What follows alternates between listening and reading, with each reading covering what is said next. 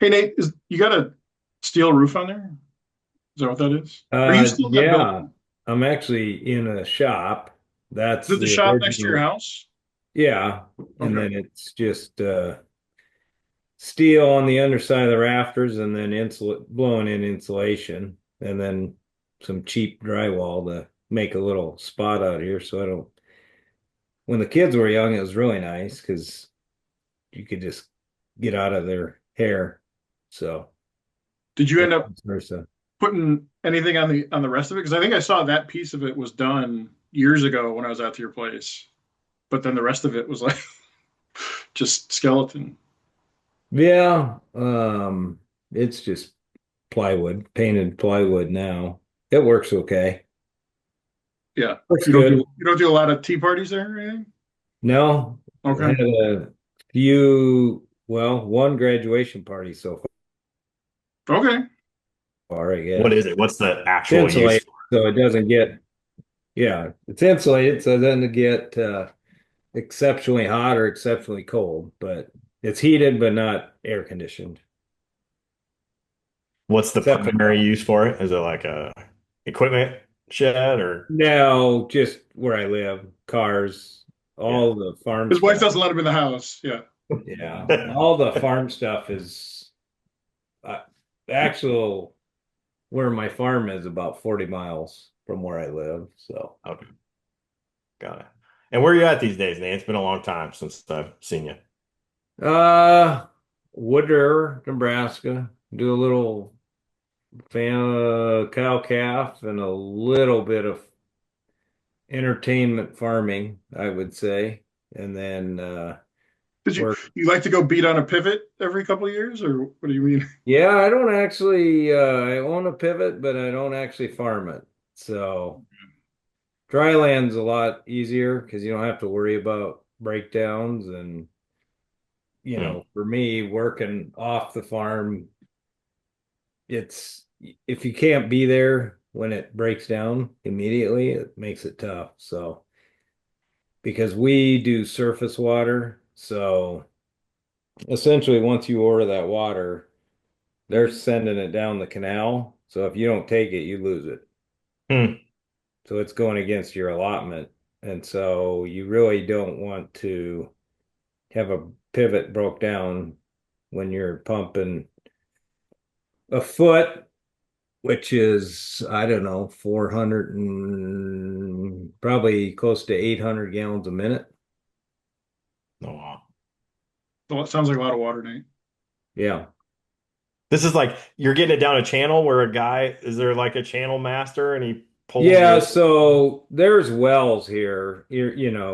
People pump like right here where I live, they have actual irrigation wells where they pump irrigation water out of the ground, and they're not very deep. Like right here, they can pump 1,200 gallons a minute at the pump probably hangs at 40 feet. hmm. When you get out of the Platte Valley, you get up north, you can get a well there, but it's going to be much deeper. So you might be pumping water from 150 to 200 feet, which takes a lot of horsepower. I mean, maybe 100 electric horsepower, probably 100, 125 diesel power, yeah, two 180 to 200 probably, because you got to lift that water and then Yeah. pressurize it for the pivot. Hmm. But like on mine, it's surface water, so there's a lake, and then they turn it out into a canal, and then everyone has turnout. So like my farm is 17 miles from the dam and 1 mile off, 1.1 mile off. So yeah. So then I just have to pressurize that water. So I have a 25 horse electric motor. So obviously, there's pros and cons to it. So like well water,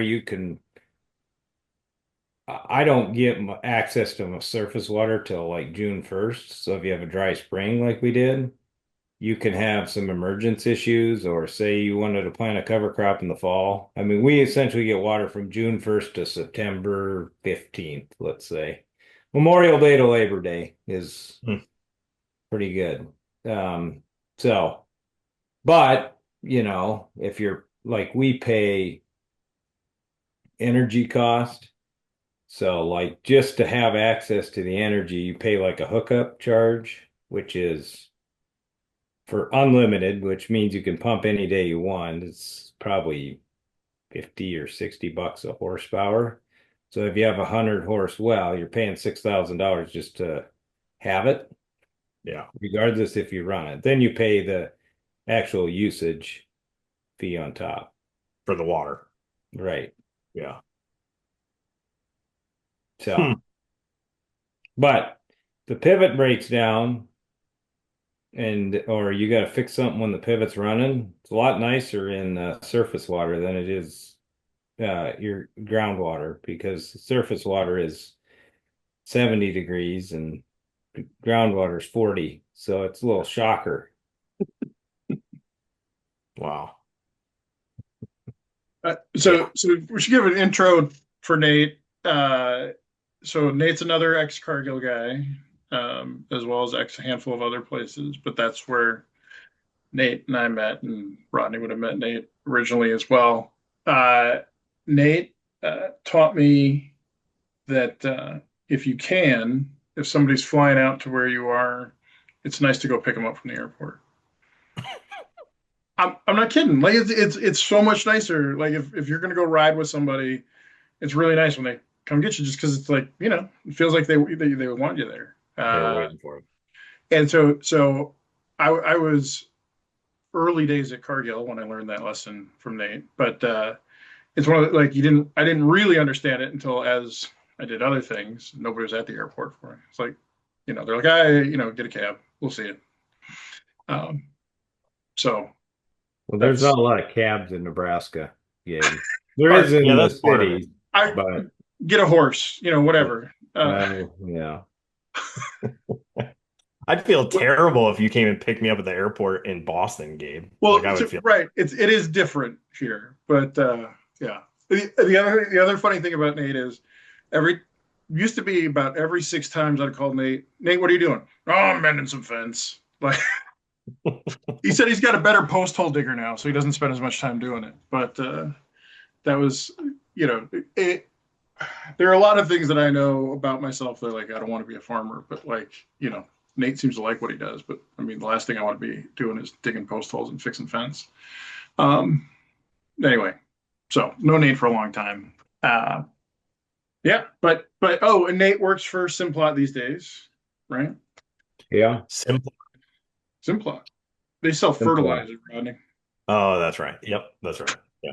Family owned, started in started actually as I think he started as a potato farmer, got him into fertilizer during World War I, I Mm. believe, because he couldn't get access to certain fertilizers they needed for potatoes.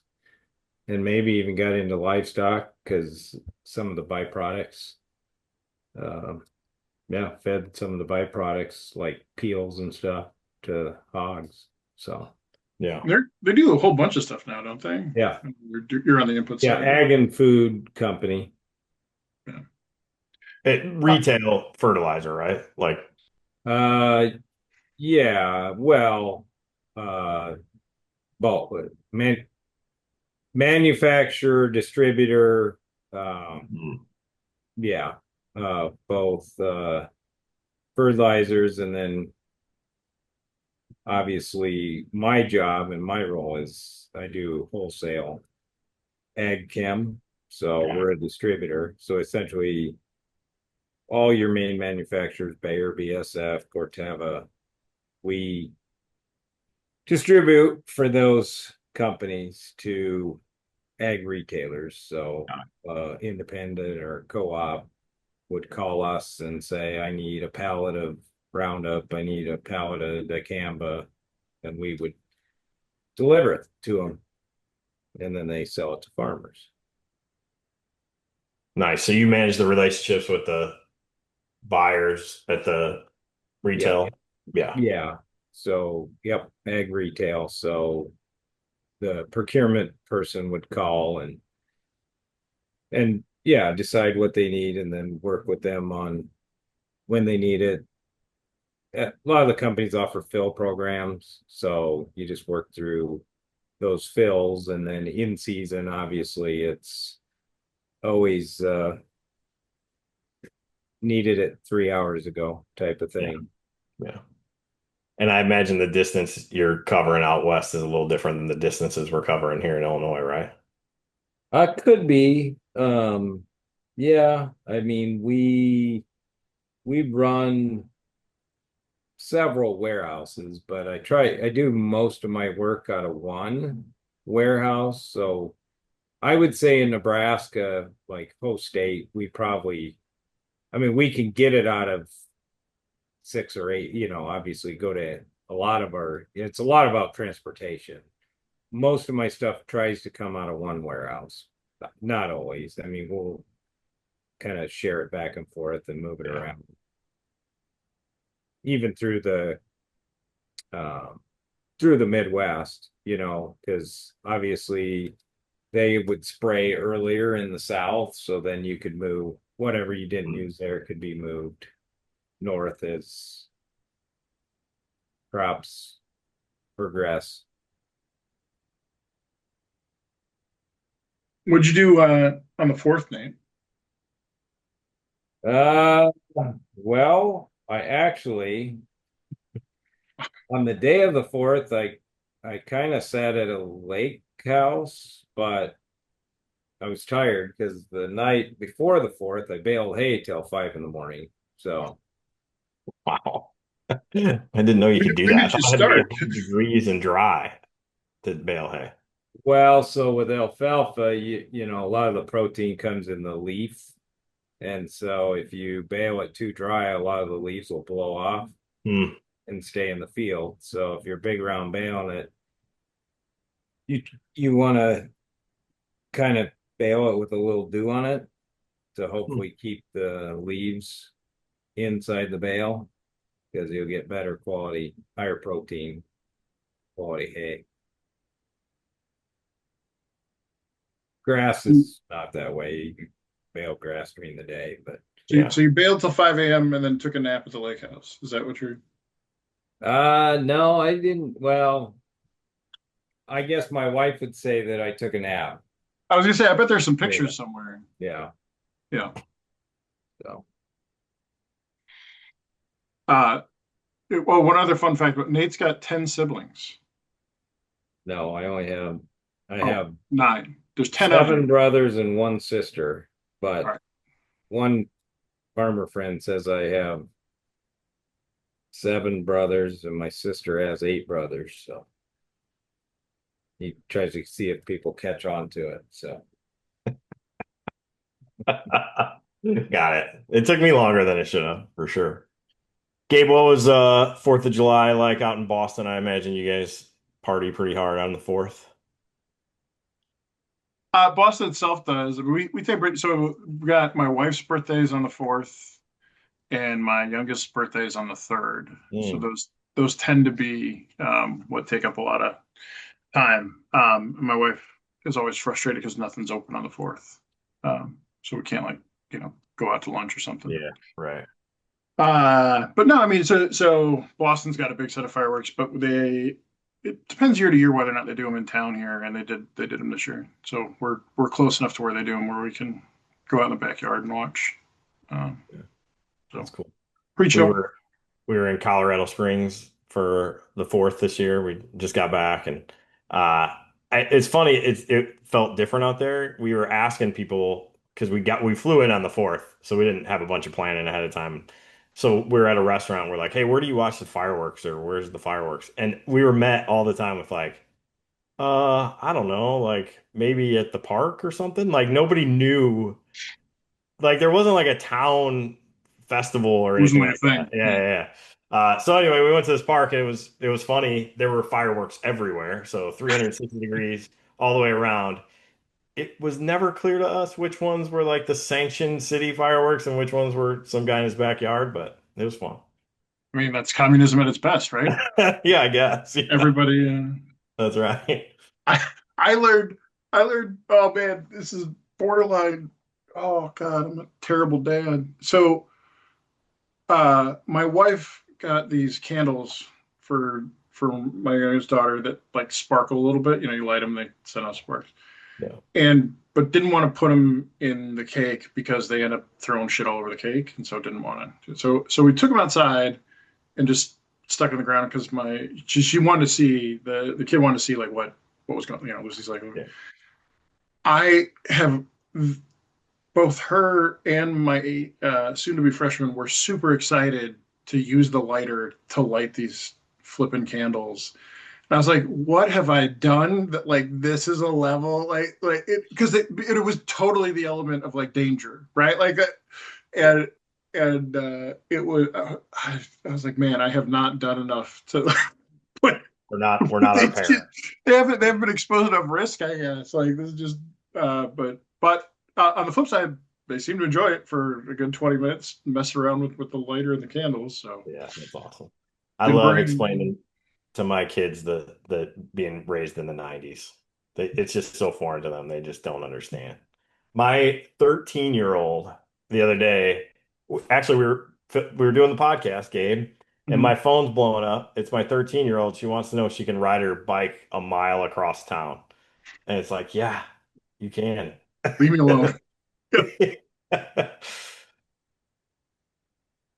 Yeah, I get asked, can I go to the library? Like, Exactly. The answer is always yes. the answer's always yes to the library. Yeah, I right. don't know how many times to say. So, So Nate, uh, what's this part of the year look like in your world for ag retail or I guess agriculture in general? Really hectic. So like obviously all your complaints from pre-emerge to into post that didn't work, you're dealing with that. And then the transition from herbicides over to, your nutritionals for plant growth and fungicides. And so we'll switch now to aerial. And Yeah. so all that is like knocking on the door. So literally overnight, tassels started appearing. So the next 10 days, I mean, airplanes will run really hard. And then, we've had a huge influx of drones now. Mm, That are trying to figure out how that technology fits and what works and where they work and how that kind of fits in with helicopters and airplanes. So, an airplane flies at, well, I just talked to one of my aerial guys yesterday, has a $1.8 million plane, and they can fly to the field at 180 mile an hour. And then I think they fly on at maybe like 120, 130 when they're mm. applying. So And how's that compared to a drone? I don't know how fast drones fly. I think the big thing with drones is just you're filling a lot more. Yeah. And then I think you have to replace batteries. So, but that technology's changing. And so, you see both technologies, and there's pros and cons and of any and all. But at this point, it's like all hands on deck. When a farmer calls, they just want their field treated for the Right. most part. Yeah, we haven't seen much for practical use of drones around here, I don't think. Like, I mean, they're at the Farm Progress Show every year, and there's always a circle of people looking at them. And I know guys are using them for scouting, probably, but I have yet to drive by a field where, it's like spraying fungicide on a field or anything like that. Yeah. We have quite a few. I mean, Mhm. I've been doing this 3 years, and it's definitely the number of drones has picked up significantly. Hmm. And like I have one customer, they fly 8 helicopters, so they can fly a lot of acres. Um, but they do have a relationship also with a drone applicator because they're located near actually Omaha or municipal. And so when you fly a helicopter over somebody's house, they Hmm. generally call somebody and wonder what you're doing. Yeah. So they use for those applications, they try to use a drone. It just scares people less. Yeah. And small fields, very applicable. So and when you have time, I mean, it's just, I think a drone, I don't know what the number is.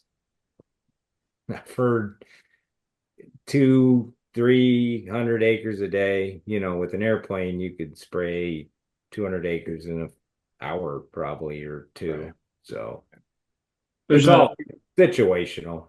So there's a group out here that makes drones that are huge. Like they kind of fool them on to move them. They go on the back of a flatbread truck and like yeah. take up the whole truck. So they're huge.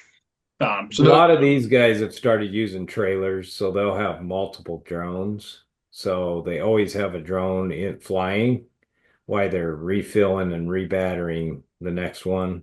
So, and it takes, usually they man them with two people. So one guy's flying while another one's the other getting ready, refilling, charging batteries, whatever. I also heard like keeping the charging stations cool is a problem because they charging the batteries so fast too. So like putting stuff in coolers and stuff to keep Yeah, it. it's been in 90-degree weather, right? Like, Yeah. yeah, I can see that.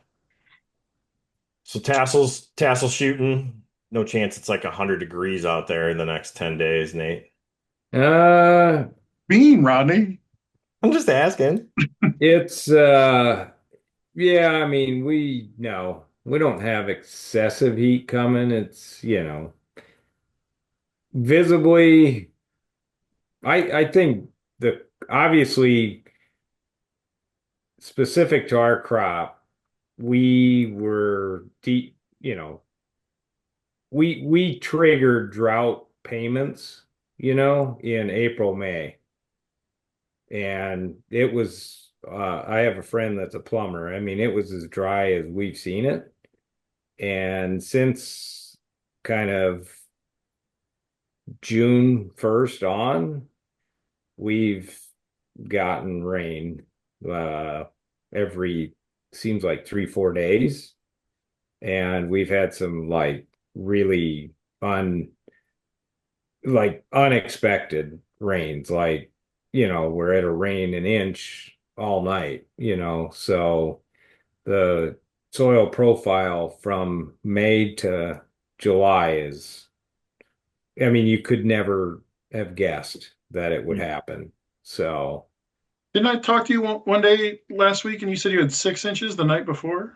yeah, so we've had some big rains, but the crop, I mean, the crop looks good. I mean, there's some issues from dryness early, so there was some emergence issues.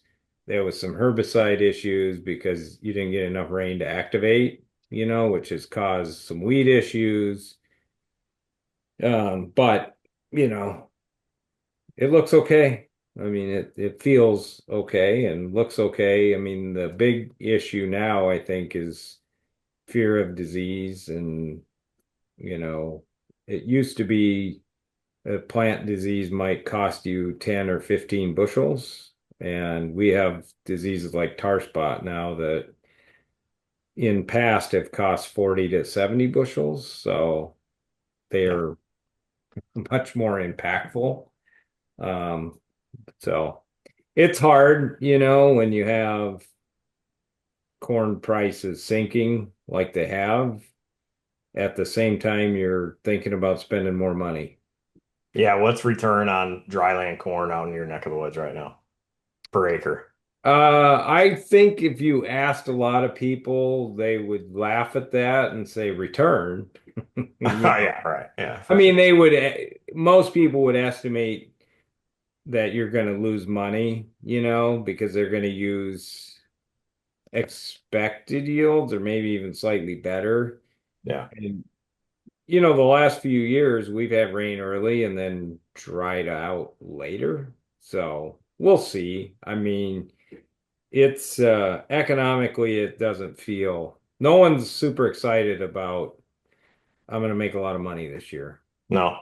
Makes it hard on the fungicide decision though, right? Like, It does, but I mean, probably, yeah. I mean, the only thing that makes $4 corn feel worse is when you get 70 bushels less of $4 corn. yeah, right. So Yeah. it's tough. But I Well, think we had enough people experience what some of these diseases can do that there's enough awareness, so you're seeing, more. So instead of people trying to find the right fungicide, the right time, you're seeing a lot more multiple applications. So we had a lot of fields last year, some fields that got 2 and 3 applications. So like raising pumpkins.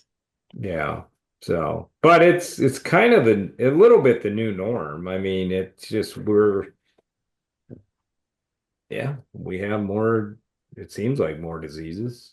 Now, are Maybe. those spot applications or you're spraying the whole field? No, they're treating the fields. Yeah. I Hmm. mean, the see and spray thing is interesting, so that's the technology to just target weeds. But what I see out of it is people are using it to like re get better coverage on more densely populated weed areas, so they'll put an additional mix in to like beef up their herbicide program where weeds are more dense in the field.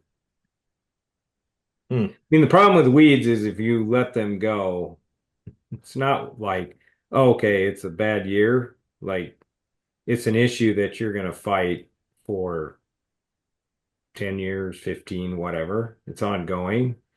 And it used to be, you would design a 10 or $20 herbicide program. I mean, those programs now are more, they've doubled, tripled in a lot of cases just because we got more resistance. And, I think too, we've learned that if we feed the crop more, these hybrids are, it seems like to me at least, and I'm not an expert, I'm not an agronomist, by the way, but, just as a farmer, they're a lot more finicky to where you got to kind of feed them Hmm. more often. So Nate, I got a couple questions for you. So one, Ronnie, I want to point out, you asked him like what people would say profit breaker, and I'm not going to ask Nate what his is, but I'm going to Sure. ask this question, which I think will be fine. Nate, have you hedged anything for next year yet? Yes, I have. How much? Corn, I'm Roughly. sitting really good. Soybeans, we didn't have, I would say we didn't have the opportunity. Obviously, we had the opportunity to sell prices higher than today, but the issue we faced on soybeans relates to what we just talked about. I mean, we just talked about this increased disease and, so our like we used to be able to grow 90 bushel irrigated beans. We can't do that anymore, it seems like. And Hmm. I'm saying we can't do it. I mean, obviously we can, but it's much harder. Like you have to have a lot of things go right and timing. So anyway, when you're trying to take $10 beans, we have a big, I mean, everywhere has cost, but it was really hard to convince yourself that you could be profitable selling $10 cash beans. So when futures were at 11.50 or whatever, I mean, I sold some, but obviously didn't go crazy because it wasn't feeling like, oh, well, this is great, grow 70, but I can generate $700 an acre. I mean, that hasn't seemed like that was enough revenue to feel like I want to go sell the whole farm. So Yeah. I asked that question to point out Nate's one of the more disciplined marketers of his crop that I think I've seen. And what's Yeah. funny is there's a lot of folks over the years who worked at Cargill and had farms, and I don't think we're that disciplined at it. And Nate's always been, and so I didn't know how he had done for next year yet, but like I was pretty sure he'd probably taken some off the board. Well, I'm glad Um, you asked me in a year like this, because the problem I have is when corn's $7 and $8. I Yeah. mean, I'm That's usually right. selling $5 corn or with some, hopefully it's five. I mean, Yeah. I'd sell $5 corn every year, at least right now in what I know you about the gotta economics. print out a picture of Nate now and put that under him. I'd sell $5 cord every year, and then you can do you could have a thing for your farmers, Rodney, and where they put their head in and with that figure out what their price Like a is. tourist deal. Yeah. Yeah. Um, So where's that discipline come from, Nate? Like how are you disciplined like that? Oh, I guess it's, for me, I think it's more that it helps me decide if I'm going to buy fertilizer and stuff. So when my tenant calls and asks if I want to buy fertilizer, if I don't have the hedges on, then I really don't know.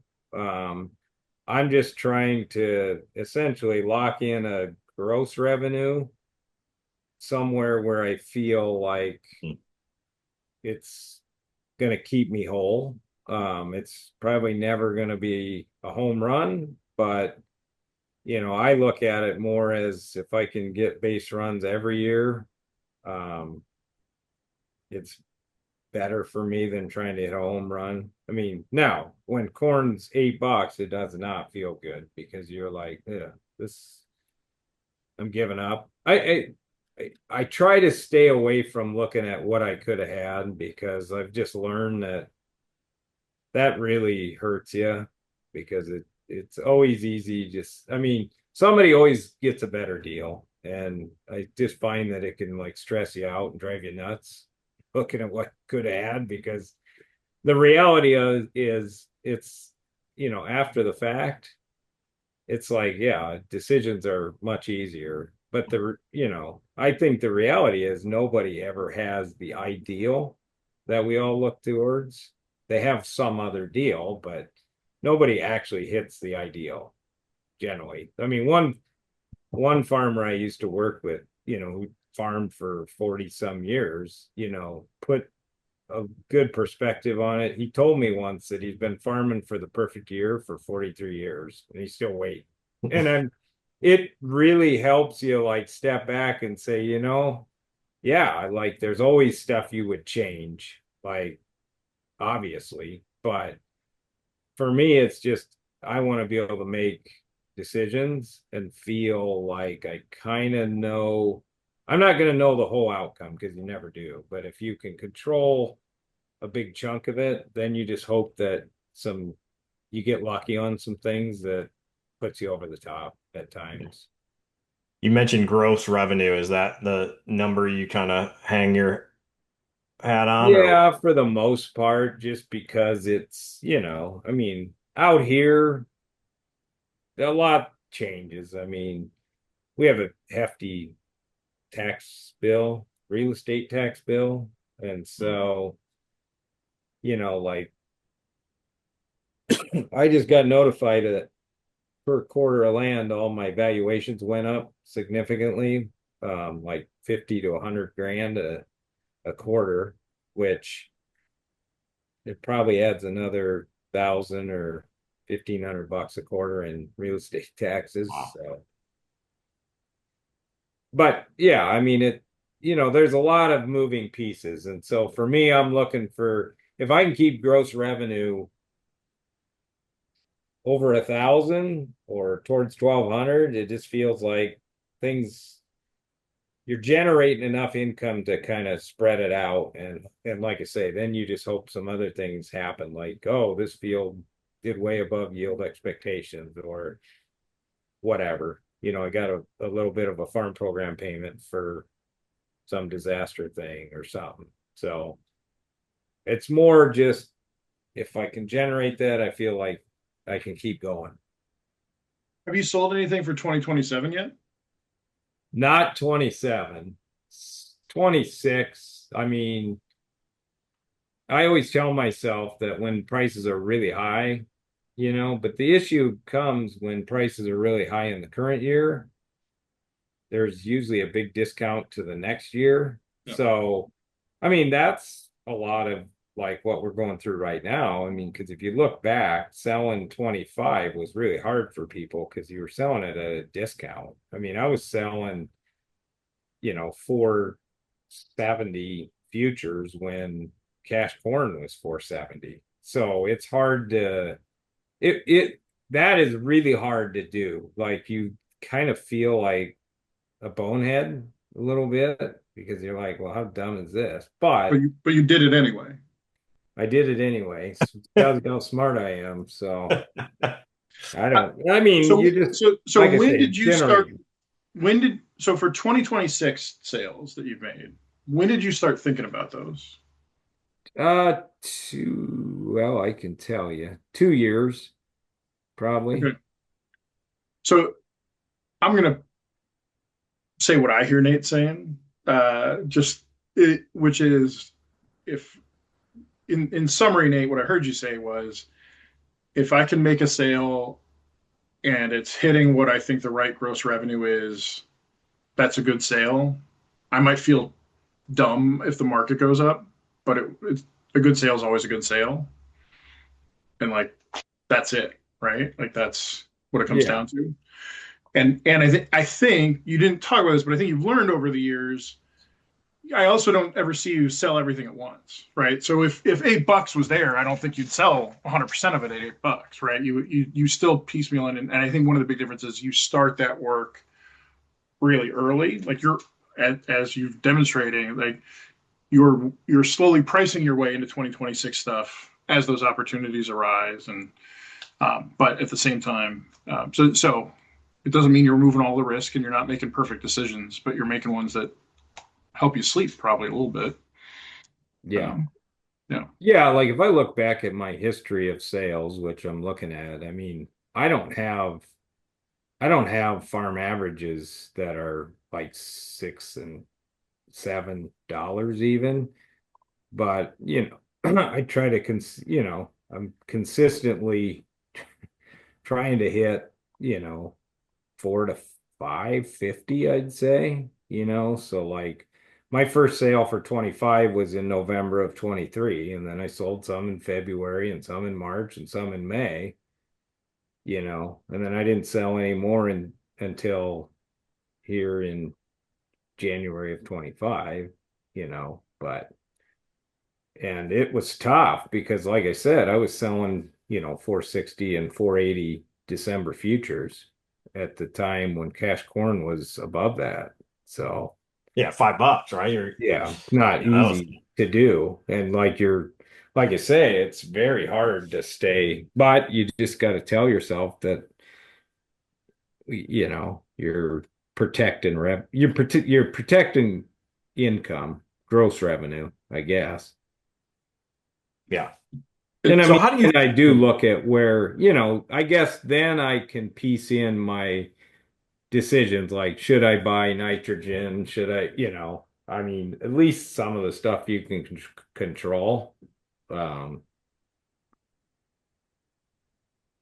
is helpful. And the other thing that's helpful is I work off the farm, so I yeah. don't I mean it is obviously different when when it's everything, but I think it's also like at least what I've seen and what's hard is, generally businesses grow and what's hard for people is they're used to selling 5,000 or 10,000 or 20,000 or 100,000 bushels. as their business grows, they need to incrementally look at making those incremental sales increasing. Like if I started farming 1,000, now I farmed 2,000 and I sold 20,000, I should sell 40,000.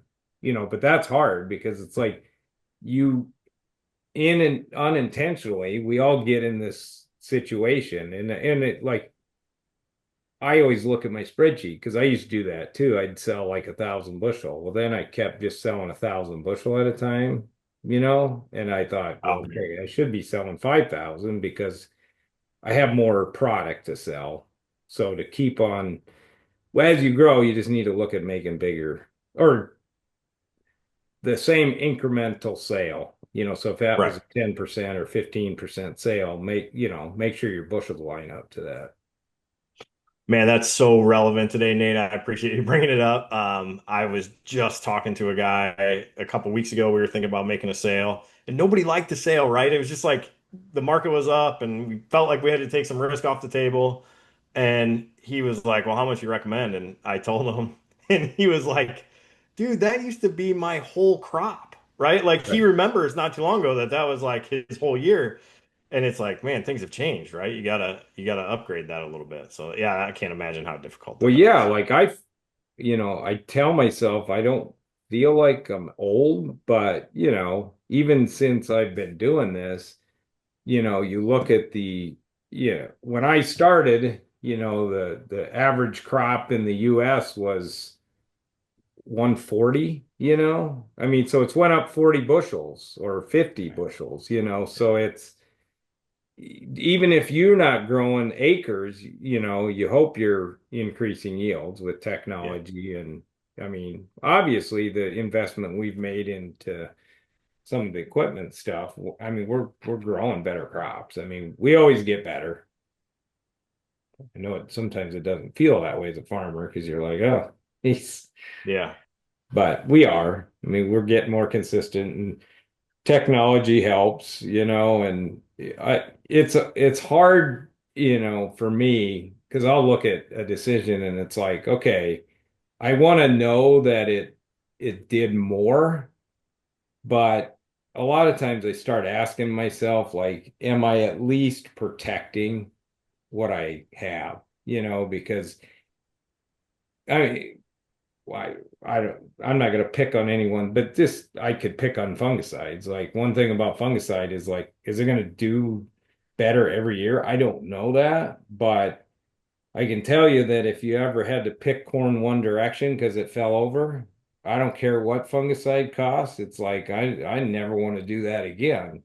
And and we do that right up until like we don't have that issue for a long time, and then it's like, okay, well, I don't need to worry about it. Like I haven't had that issue. The hybrids are better, and then wham, you get kind of whacked, and then it's like, yeah, idiot. yeah, yeah. I hear a lot of people talk about defending yield when they're talking about herbicides and fungicides and all that stuff. I rarely hear people say that they're defending revenue by making sales. Yeah. So that's interesting too. Nate, I'm actually more interested in what makes you uncomfortable. You seem like a kind of guy that's very comfortable marketing. Nate's So I Nate's want to the hear Sun Tzu of grain marketing. Yeah. I want to hear what makes you uncomfortable. Like, um, I'll throw some topics out. Maybe like getting overly sold, right? Or if you see opportunities 2 years ahead of time, are you comfortable locking in 70% of your crop then, or stuff like that? Yeah, I mean, I this maybe is not the smartest thing, and I don't know if this works for everyone. I mean, I look at what I actually think I'm going to produce, and I tell myself I'm going to sell what I think I'm going to produce. Now, does that mean that, I mean, there's been times 2019 I got hailed out I mean, Yeah. I think they insurance adjusted it at 8 bushel, but we didn't harvest it, obviously. So sucked, prices were high and I had to cancel out or buy out of contracts. But, you know, I got a decent sized insurance check. You just got to spend it, which is hard to do. Like you feel like that's your money. And so it's hard. Mhm. I mean, okay, I'm I mean, I've got a short feeder cattle contract right now, so I said I had some cow calves. And I mean, the highest cattle price I'd ever seen, on calves was 260, 270, so I have a hedge on it, 280 futures, and they're at 320 today. You hide it in, So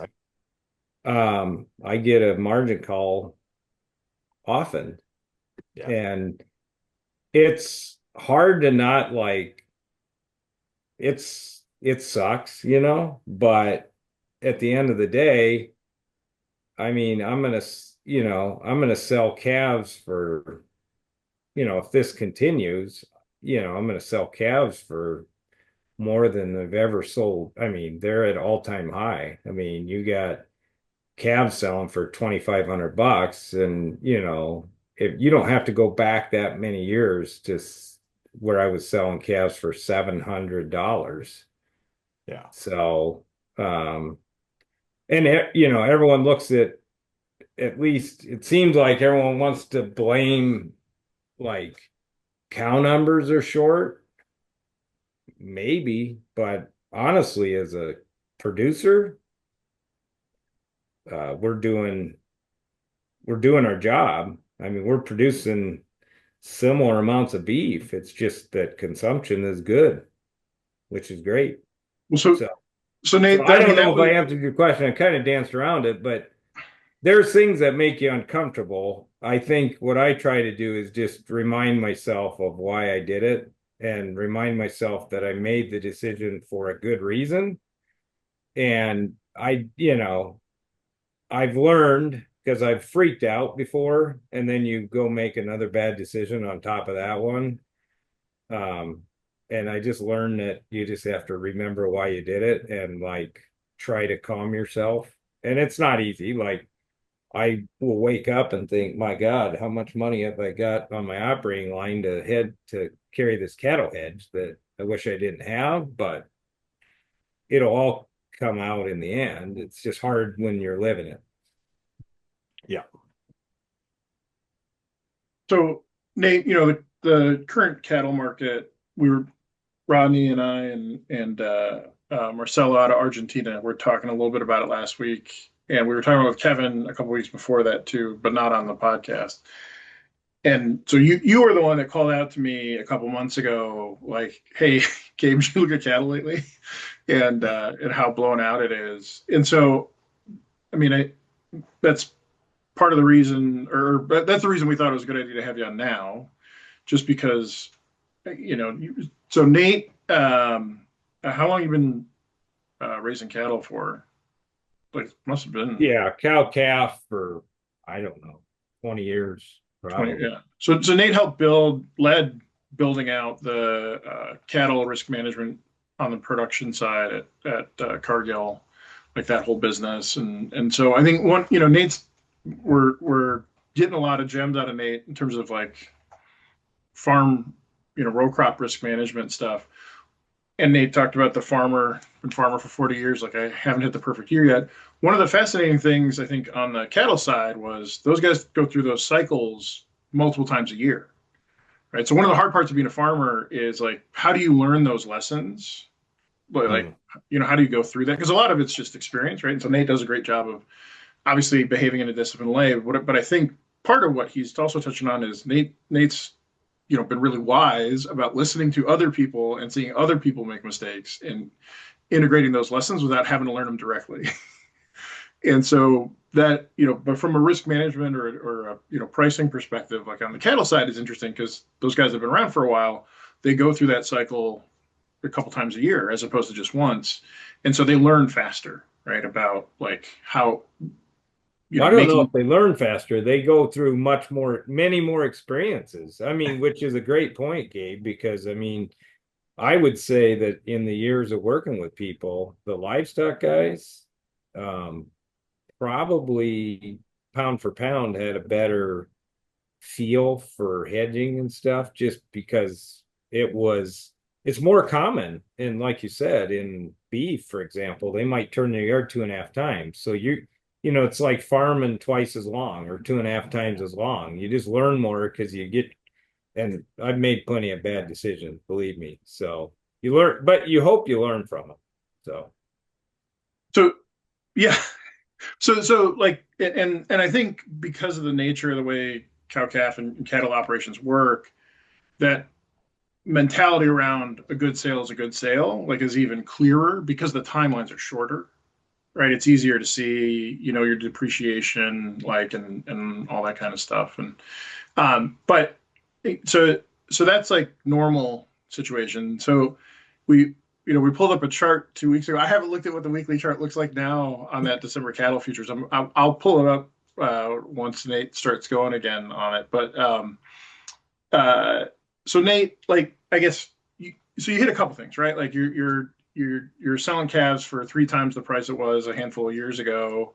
Can you We talked about kind of the macro concern. So looking at corn in particular, and recognizing, cattle and consumption of corn, right, as feed is a big part of obviously where demand is for corn in the U.S. And so when I think about it from a macro perspective, when Rodney's talking to his guys and trying to figure out, like, one of the questions that came up a month ago was like, well, how low can it go, right? Like, or is it really going to go below 425? Well, yeah, it's the answer to that. Is it really going to go below $4? I mean, it certainly could. And when we think about, like, when I think about one of the big things that could drive that would be if, and I'll ask you to expand on it, but if what feels like a bubble in the cattle market is actually a bubble in the cattle market, and suddenly we see a big move away from, prices drop, and suddenly those operations that are, especially the newer ones, that are filled with folks who haven't gone through those cycles and haven't made the decisions and don't know how to manage that risk, what kind of impact that might have. So if I guess back up and say, it'd be great to hear from you as somebody who's in it, and certainly the guy that brought it up to me, like, what do you think about what you're seeing today? So if you talk a little bit about, like, how it looks today versus, maybe how it looked 2 or 3 years ago, or broadly historically, and what do you worry about, right? Like, in that space, for I would say for your peers, whether or not it counts for you too as well. well, livestock is a whole another, a little bit different, and obviously a lot of similarities, but you really have to dissect livestock because a cow calf guy is like a farmer. I mean, they're growing a crop once a year and selling the crop, and that's that. Those guys right now they're they're selling their crop. They got $8 corn per se. Like it's great. Like, I mean, they don't now when you transition to the feeder, so most people are not fully integrated where they're going to take where they're going to, raise, have that calf born on their farm and then take it to the process, to meat. Yeah. And so there's two people involved in that. So now, you're looking at the feed yards that numbers are lower than they had been, so I don't know. I'm not an expert, but let's just say that there used to be 32 million head of calves, today maybe there's 26 million calves. Okay. So you have a feed yard who all over the board, there's different business models there, right? So you have a feed yard who's essentially a custom farmer, right? So they're getting paid to just feed the calf, like feed it out. Like they're getting paid to do that activity. And then you have the person who owns that calf from that they bought from the cow calf guy, and they're going to sell to the packer. You know, in 8% interest market. I mean, they're trying to hedge a product that you can never, it very seldom can you buy the calf, buy all the feed, and hedge out a profit. So what you're trying to do is piece it together, so those guys have a lot of risk because if you go buy a calf and you pay $2,000 a head for it, hoping to get four, and then that calf gets you $2,000 because the market drops out of bed on live cattle, it's a big problem, you know. Hmm. And similar for the rancher, maybe, you know, and it is in the sense that if they go buy a bunch of new mama cows to have calves and they pay today's rate, which is 2 to 4 times what it was. Okay. If that change, you know, if all of a sudden they go pay that and it's going to take them 5 calves to recoup their cost, and then, you know, the calf price drops out in 2 years, it hurts. And I mean, it happened to us in 2016 where unexpectedly everyone thought this thing was going to last forever and it didn't, you know, and it cost some people their business because they went down. So for the guys that are just trying to go buy mama cows and get into the industry today, I mean, it might be, it might work. You know, I'd be, you talk about something that would make me nervous. It would make me really nervous because it's just, you know, there's a lot of things that go into it. And thing is with livestock, a little bit, maybe you have a ticking time bomb. I mean, you got to move them, you know. So supply wise, I think there's beef. I mean, maybe pounds of beef is the same, but consumption's really good. So I don't know. Apparently people in Boston are still buying $15 steaks. What were you talking about? And part of it is I get like, my organic hamburger cheaper than it costs you buying it from the packing plant. So don't. well, I've raised my own game, so that's Oh, not fair. all But right. When but you yeah, I mean, look, I would say at least, and I'm not like I do not even want to proclaim to act like I know anything about the cattle market, because I'm, you know, nobody believes you when you say that, Nate, but that's all right. well, but I'm just saying, like, we're selling $8. I mean, we've cattle prices have never been here. Like it's really great for the guy who owned their herd, and like they're buying new trailers. Like retailers that I have that are in livestock areas, they're selling stuff. I mean, cattle guy has money, you know, and I don't know as much about the other proteins, but you know, I look at the grocery store. I mean, you used to be able to buy chicken for $1 or $2. Now it's not. It's higher. You know, it's Yeah. $4. It 3 to seems 4. like Yeah. so. Well, You know, Nate, you so I called guess me the question is, complaining. what's the consumer? You know, what's the consumer willing Well, hold to on, Nate. You pay? called me complaining about the cost of hamburger from the Cargill plant, right? You drove up to the Cargill plant to get hamburger, and you were complaining to me about price. And the next day, I was in the Trader Joe's here and took a picture of prepackaged hamburger, and it was like $1 or $2 a pound cheaper than what you were paying from the packing plant. So I think there's that part of it. Like when Nate says don't understand the cattle market, I mean I don't think anybody here understands why that price difference exists. Like that's crazy. Yeah. That spread. But I guess I'll talk a little bit about the $8 corn analogy because I think when you say that there's a lot behind that when you say that. Like I think you were the one that pulled the number years ago. So not $8, but when it got to what 7.97 and 3/4 was that was the high like in Oh, 09. 09, '08, and whenever that was, and we had hit it in middle of the season, right? I can't remember when exactly. It was like July or August.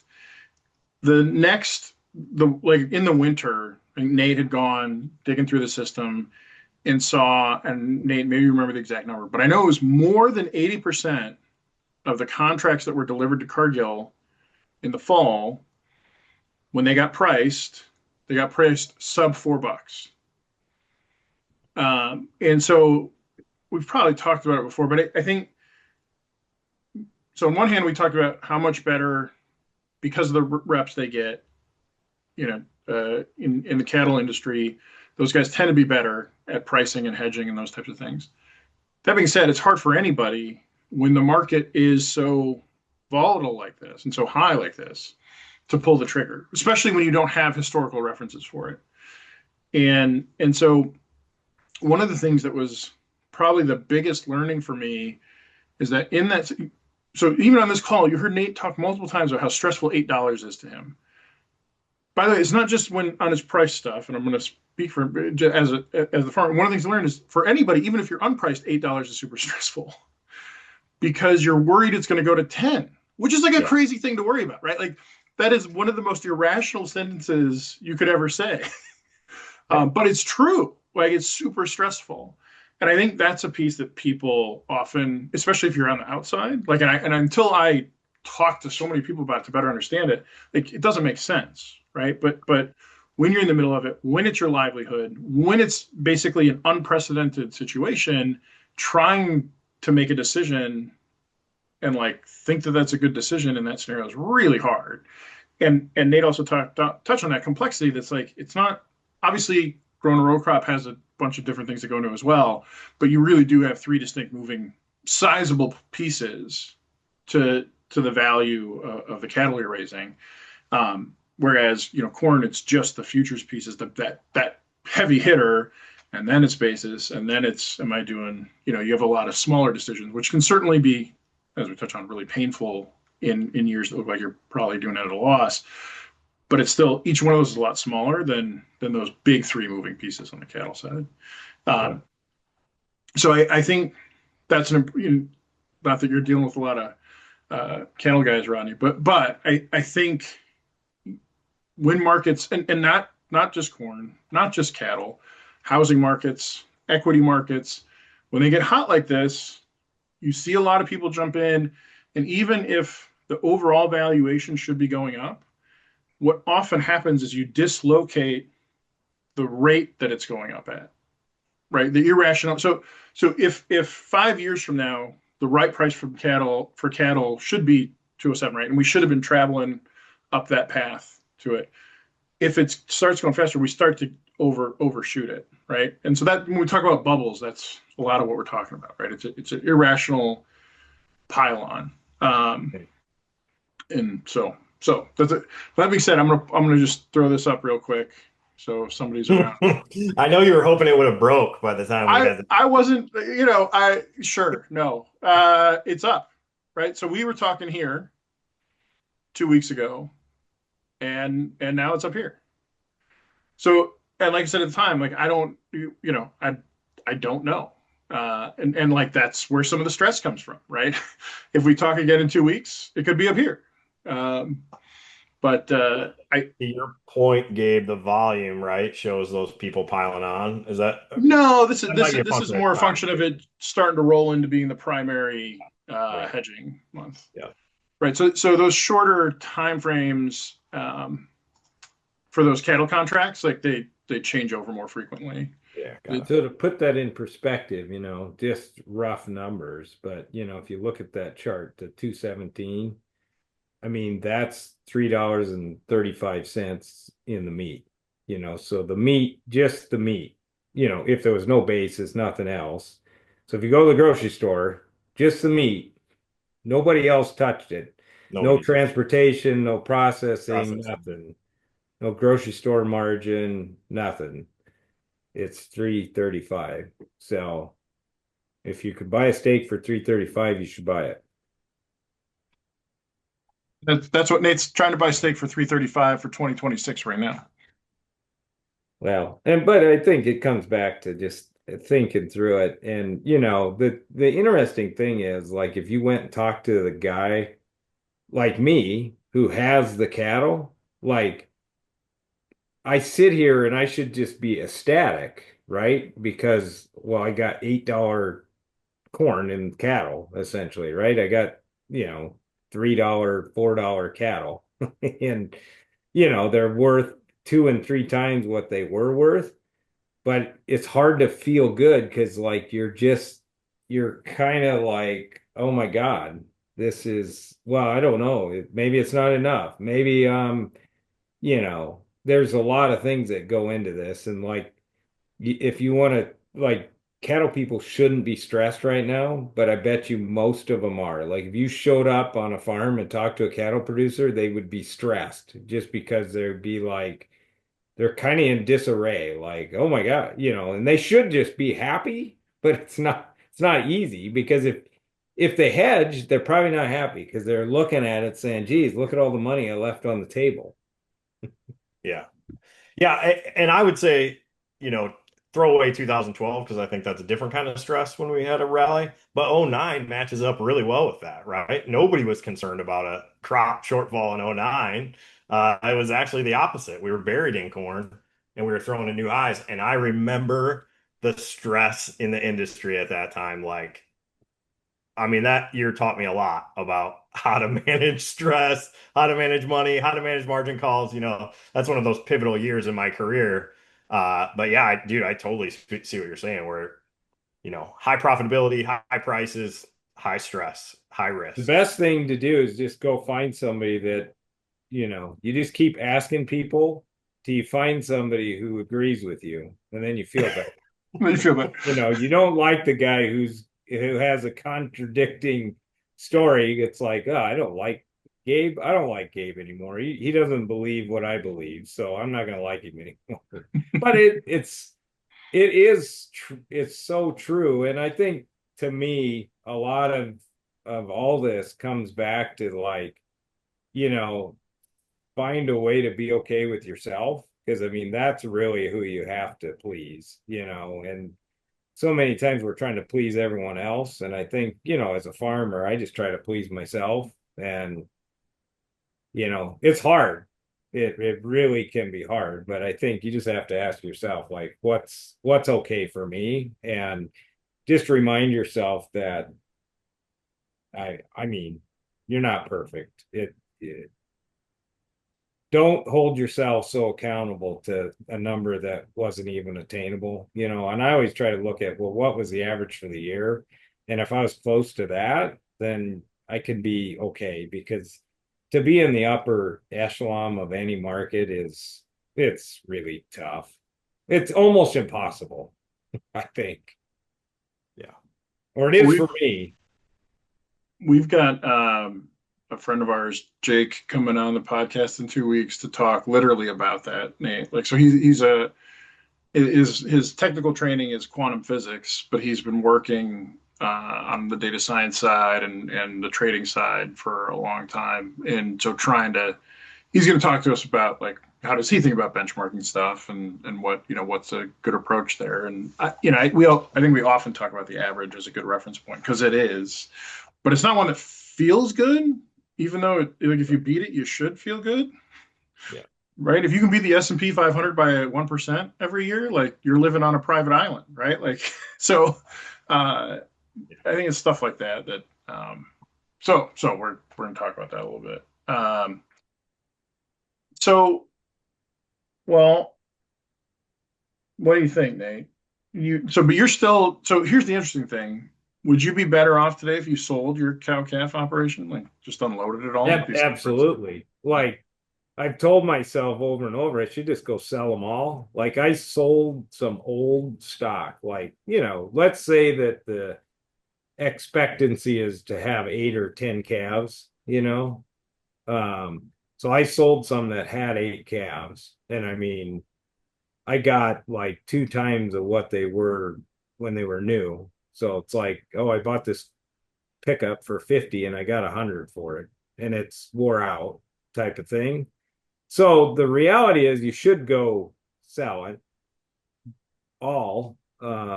That's unlikely for lots of reasons. Like, you tell yourself you're going to face tax consequences.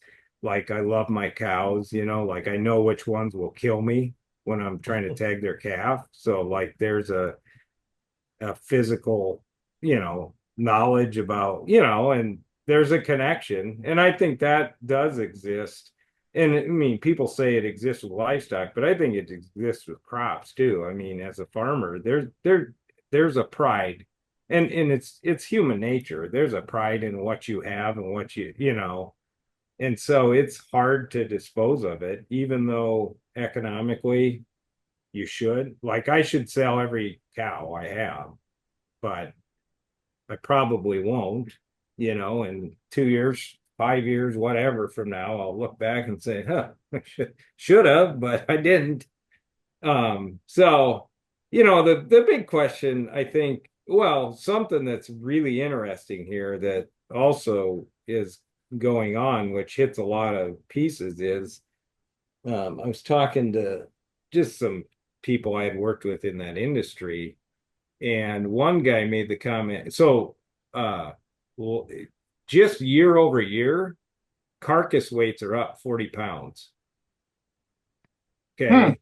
And so carcass weights are up 40 pounds year over year, but take over 10 years, carcass, or maybe it's more, I don't know the exact number, but I would say that a longer time person in the industry would say carcass weights are up 400 pounds. So it comes back to, if you want to look at one thing, sometimes you got to be careful, because if you just go look at cow numbers, I mean, that gets a lot of comment now. Like, people want to look at cow numbers and say, well, cow numbers are down. Okay, cow numbers are down, but if you're now 400 pounds more or 40 pounds more, what's the real influence of that? And diets have changed, so there's a lot that goes into that. So, um, people like Gabe used to eat 20-ounce ribeye bone-in steak, and today, how many consumers want that? I mean, it's consumer preferences have changed. Still want it. I just, you know, Yeah. But as we get older, and even you think about like households, what changed in the household? I mean, are they cooking at home, and what are they cook, how many households have steak night? I mean, instead they might say, you know what, I don't want to cook. Let's go out, and then what are they going to eat? It depends, and so I think there's a lot that goes into this. At least for me, it's pretty interesting because I'm really curious what the consumer choice is. The consumer demand is really good. And I guess my question is for you guys is like, what will change people what does it take for people to eat less beef? So Gabe, what's I gonna mean, make you eat less beef? anecdotally, I'll tell you, I had a buddy of mine just like 2 weeks ago. We were both telling the story separately. He went to the store and he was going to buy some steaks to grill out. And like the same day I went to the store and I was going to buy steaks to grill out. I don't go to the store. I never do. He apparently does. So I went to the store and was like, hey, I'm gonna get some steaks. That's what we wanted that night. And I looked at the prices. I was like, geez, I had no idea, right? We have quarter beef in the freezer that we eat, and that sunk cost doesn't matter. But now I'm like buying ribeyes, and I was like, oh, that's a lot of money. But like we decided we were gonna do this, so I buy them. My buddy's telling me the same story, and like he's not living paycheck to paycheck, right? He goes to the store and same intention, and he's like, absolutely not am I paying, whatever for a ribeye. And he turned it down. So I think we're close to that, like where we would make that decision. I talked to my wife. She said she absolutely would not have bought the steaks that I bought. She's the shopper in our house. So I get that response to a lot of shit that I do, but from my wife, I would absolutely have not made that decision. yeah, We, you uh, would buy it. You're saying you just bought I probably would have bought them. I mean, well, because it's like you made a decision. It was like you're doing a thing, right? it. Decision Uh, was already made. That's exactly yeah. right. I wasn't redeciding. Yeah. Yeah, I'm trying to think. Like we don't eat. So my wife makes an amazing bolognese. Like she learned how they did it in Italy, which is like anyway. So when she does that, and it's one of those like she's cooking it for 4 hours kind of thing. So that's probably like one of the bigger beef purchases because it's like a big hunk of beef goes in there as part of that. But like we don't eat steak. Like I don't think the kids have a lot of interest in that. We do a lot of chicken. Um, and then we do hamburgers sometimes. But like so we did hamburgers on the fourth, right? Like we'll Yeah. but like it's kind of like a summer meal for us, not and then Yeah. patty melts. That's the other. Yeah. So we're either in hamburger or like a big roast that goes in the pot. Like those are the two big beef things we get. And she buys most of the beef from a local farm co-op here. So yeah, Yeah, I don't I mean, want to it's know where I. interesting because, like, you talk about a quarter of beef. Well, I mean, used to be a quarter of beef might cost you $500.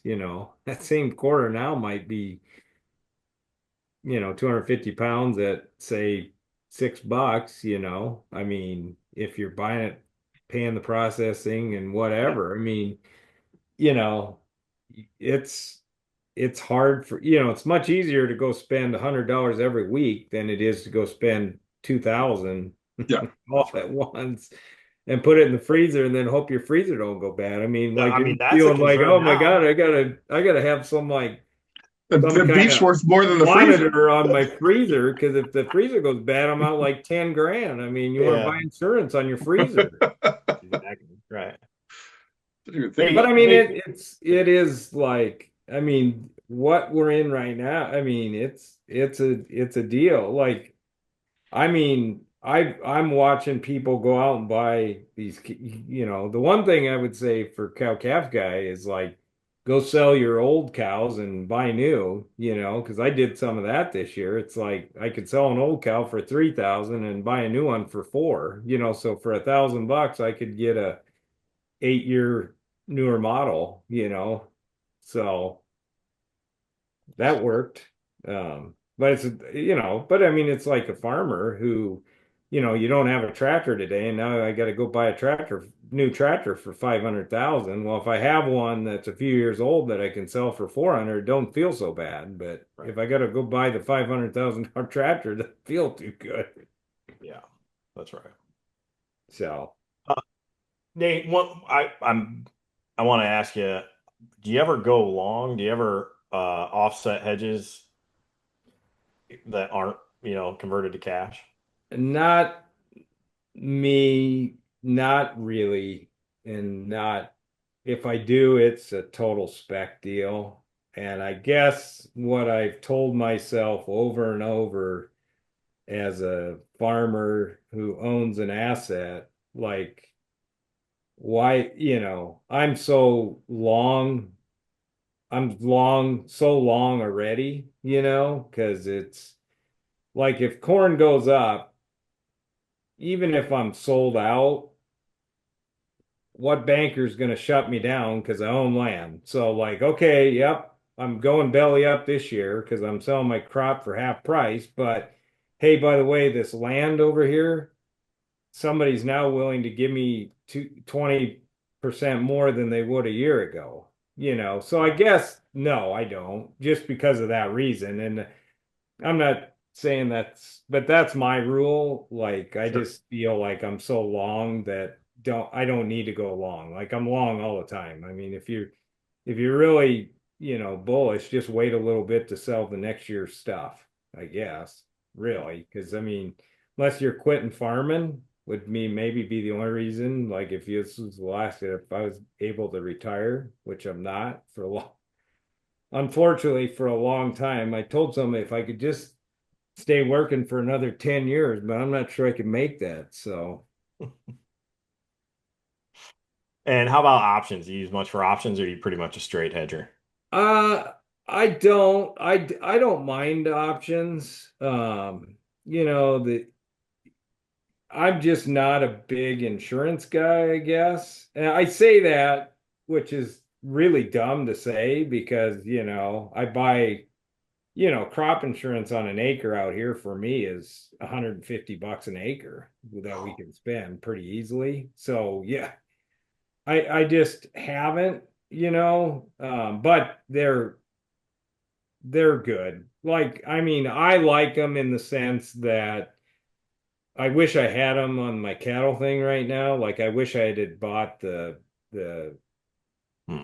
But can't think of the insurance program I but could buy to protect my cattle price versus doing futures because you know the amount of stress is so less. That's the thing. Like, I don't care who you are and how like calloused you think you are, I mean, that margin call sucks.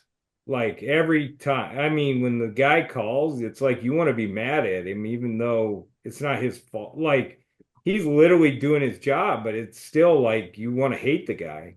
And his name's Dave Cook. So if you want to hate Dave Cook, you can hate him. Dave Cook's But when another his Chicago call guy. comes, it's like, oh shit, I know what he wants. I don't even want to talk to him. But Yeah. but I mean, that's where the insurance products have a ton of value is you don't have to worry about that phone call. So like if you can't, if you, if I couldn't like deal with it, and they're like right now, I wish I had an insurance product because it would be easier. Because like Yeah. I cannot tell you how many times I've thought like, oh, I should puke this position. Yeah. Right. So that for me is yeah. So they I do like them, and for a segment of people, they should use them because it's hard to go raw. Yeah. So Nate on well, I gotta double check the date, but it was I think July 6th. Jim Magnuson texted me and asked me if I was bearish corn. Uh Kind of out of nowhere. Well, I say out of nowhere. He was probably listening to the podcast. I don't know. When was that the sixth run? Or no, maybe was it the third? Was the third? Was that Thursday, July 3rd? Oh, right before. Right before, yeah. Yeah. And so I said, yeah, I'm bearish corn. And then I looked at what the market did and it popped up, right? And so then I texted Rodney, I said, I hope you're telling all you guys to put stops in. Like, so I know, like, I feel like the doom and gloom guy out here, but like, I want to be clear, the stops in because I want it to go up, Yeah. right? But, uh, so I'm curious, right? Like, you said guys did move on that price move and did take advantage of it. What Yep. about, Yeah, we about were, what? I mean, nobody felt good about it, man. I'm telling you, it wasn't like people were like hooting and hollering to sell Sure. 430 corn or whatever.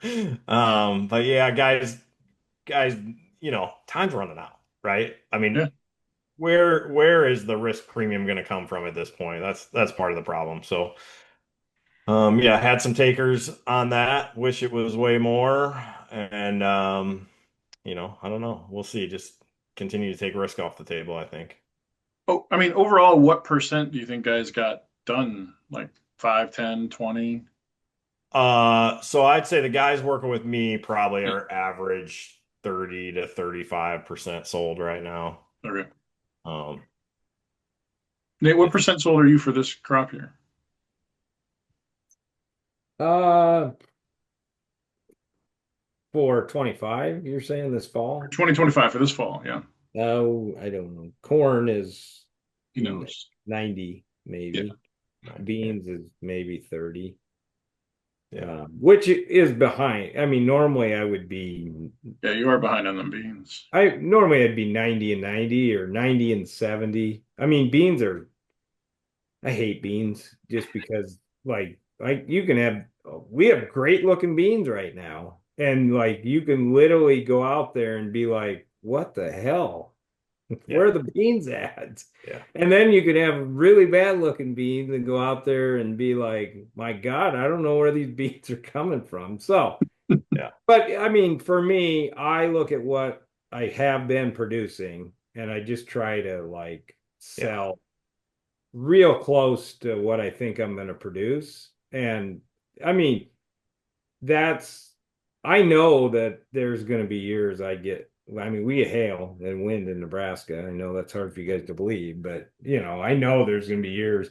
And the problem is for me, like I pretty much can tell like this year I'm not going to get hail because I never get hailed out when the price goes down. I always get hailed out when the I price didn't goes realize there was a correlation between corn down. futures prices and weather, but there we It's go. like, In Nebraska, specifically yeah, it's like Wood River. yeah, I'd love to sell, and honestly, that's like everyone's got that wishful thinking, like, God, I wish I could get a hailstorm and sell my, 462 corn instead of this shit bag $4 corn that they got to take because the market's been sinking. So Yeah. Hey, before we move on, I do want to defend myself a little bit. So I just started this business in April. Haven't seen the, other 70% of opportunities that Nate got to see here, but whatever. I Hey, wasn't so. trying to pick on you, Rodney. Come on. Yeah. well, but I think it's an interesting perspective because I talk to a lot of ag people, and I mean, it's I do believe that it was tough for people I mean, like, to encourage most. I got lucky. Like, I mean, I'm not like, I think for anybody to sell a bunch would have been real. It's tough. It would have been really tough. I mean, situationally, it did not make sense. I mean, it really hasn't. And so, like, to defend the lack of decisions right now, like, it'd be pretty easy to defend it. Like, you could build a pretty good story to say, wow, like, look, I was pretty sound in my decisions to not sell. Yeah. I'm not questioning the rationalization, right? Like, I think that's pretty cut and dry. But I strongly disagree with what you're saying in terms of you got lucky. You did what you always do. And when you say you got lucky, you're saying the market went down this year instead of up. And so it makes me look smarter than I am. Like, but what I do is I have a plan that I do every year. And, it hits me singles, not home runs. And so I feel like a dummy when we're at $7. And I feel good about it in terms of the decisions I made when we're at 420. Like, it's not, you're Dude, not most of lucky, my man. marketing decisions, it really just matters what the market does like 2 or 3 days after I make the decision. Uh, Because it's like after that I forget about it. So like yeah. as long as like I sell and then it goes down for a couple days, I feel great. I feel like really smart. The worst thing is when you sell and it goes up and you're like, God damn it. Why did I do that? And then But a month later, like, you forgot about it. So it doesn't matter if it's a buck higher a month later, you forgot right until you deliver it and you're like, well, shit, that sucks. when Where's the we rest of the money? when we used to sell, so when I was on the trading desk, right, we would sell fairly large option positions into the market from time to time. Like the kind of, I mean, so there's no pit anymore, right? But like what used to be, like, you'd see like reports on like so and so's doing whatever. So there'd be something to go out, like say, oh, Cargill sold 10,000 options, and we knew that, like, that was us, right? Like we saw, and it was always funny reading what the rationalization, like somebody explained, like, because when we were doing it to hedge a position, right? We were taking risk off the table, right? And like changing the profile of the position. Yeah. And they're like, oh, Cargill's short volatility, they think it's going whatever. But then the other thing that was always frustrating, and this is what reminded me of it, is Nate, like, so back then when it was the pit, like, so we'd sell right at selling the market, and they'd always mark the book in our face because it's the locals that settled the option prices. And so they didn't want the margin calls. And so they'd always settle it, a tick or two higher than where you got it off at. So that was inevitable. You'd always feel annoyed by that. Yeah, that was a long time ago. Well, Ronnie, anything else we want to touch on? I don't think so. My sister gets grumpy when these podcasts go more than an hour and 15 minutes or so. Ooh, well, then you got some editing to do today, man. Yeah, she's gonna be talking to me. Well, is when Nate's talking, just have her put it on triple speed. No way, Nate. Some huge words of wisdom today. I don't imagine that you love talking about your own operation and pounding your chest a little bit. So I appreciate you taking the time to come on and share some of those tidbits that you learned over the last 20 years or so. Nate's one of my favorite impressions to do. Oh, Gabe, I don't know what's going on. Oh, God damn it, Gabe. Don't overthink it. Yeah. It's not an easy business. That's the thing. Like, everyone wants to farm. It sounds fun and easy, but it's not. I mean, How many times I say I don't want to farm? but most Oh, people I'd do, be Gabe. terrible. Like, people would love to just be able to go get in the tractor, but Yeah. that's not really what farming is anymore. No. So that's the easy part. It's all Yeah, the like decisions, and they're not easy decisions. And there's like so many things that influence them that you don't even know about. Like you get whacked all the time with stuff that's like, what the heck, where'd this come from? Take COVID. I mean, who knew? Nitrogen fertilizer prices this year, like out of nowhere, went up like $200-300 a ton, and it's like, ouch, that's 40, in some cases, 40 to 70 bucks an acre. Yeah. Yeah. So thanks, guys, for having Yeah, me. thank you, Nate. Good to see you, Gabe. Have a good Watch week. how fast I'm going to stop the recording this time. All right.